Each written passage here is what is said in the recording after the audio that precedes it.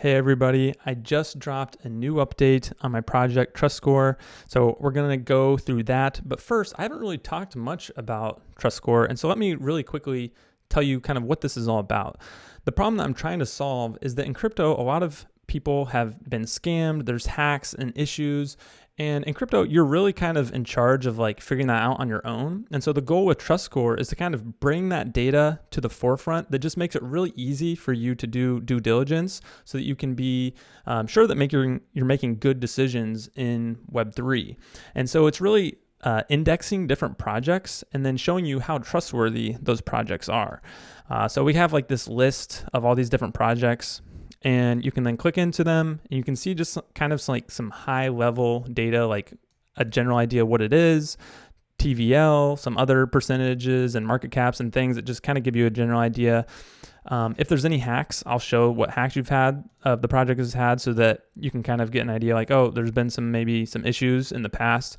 And then this is how many audits the project has. And you can actually click into the PDFs and actually read through the audits.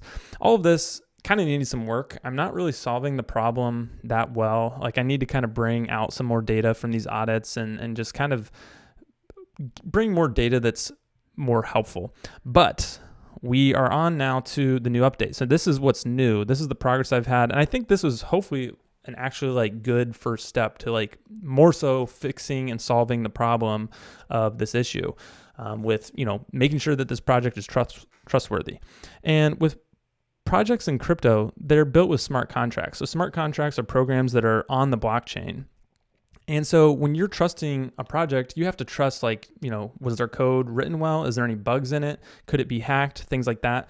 And so this is a scanning tool that scans the smart contracts and finds any potential issues that you might want to might want to look into more before you just trust this thing.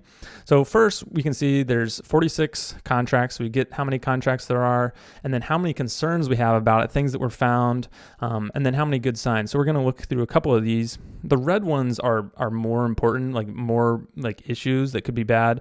The yellow ones are kind of more just programming, like syntax things, and probably not that big of a deal.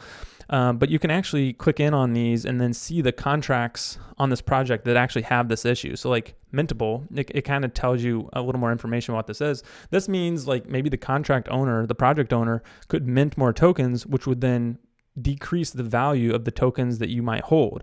Or this one, proxy upgradability, this means that they could actually upgrade the smart contract and kind of change its functionality. So there could be potential to like upgrade the contract and make it do some hacky thing or something that you wouldn't want. And so you can then kind of click in to actually see these contracts on Etherscan, and you can jump into the code and if you want to do that. But this is kind of just giving you high level. But then we can go to the good signs, and these are just, different things that are actually good things that the scanner found, like, no locks detected. Some of these might be hard to know exactly what they mean. No transfer cooldown times found. This is saying like when you transfer, you get transferred right away. This is a good sign. Like there's websites that are active. If they didn't have a website for this project, it's probably very likely that it could be some kind of scam. And then if you go to the third tab, these are actually just a list of all the contracts, has kind of their name on the left. So you can go through those. And it kind of shows you when this contract was created. And so the longer something was created before, like, the older it is, the more battle tested it is, the more that you can kind of trust that this is probably good. Like if you saw something that was a couple of days ago created, most likely, it hasn't been ran through all the tests of people using it and potential hacks, and who knows what could be wrong with something like that. So just kind of glancing through this and looking at this will hopefully give you an idea of, can you trust this project or not? And so I have this for a lot of the different projects. I still have to index some of the data and like find the contracts for some projects. Well, I guess this one has it too. If I find one that doesn't, maybe like, let's see if this one. Yeah, so if it doesn't have it, it will show no issues found, and it doesn't even have contracts for this. So there's not much info there yet. And so I need to do the work to index more data. But yeah, I'm curious what you think about this. Try it out, give it a go, if you're a crypto user, and let me know how this works for you. Does it actually help fix this problem? Does it give you kind of more trust that you're making a good decision with this project?